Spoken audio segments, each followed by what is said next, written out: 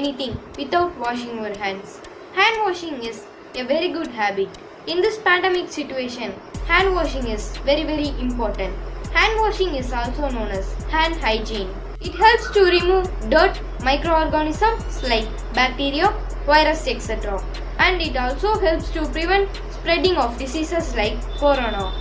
You should wash your hands before preparing and after preparing food, before and after eating, after using any toilet, when you are taking care of any sick persons, after treating animals or playing with animals, etc.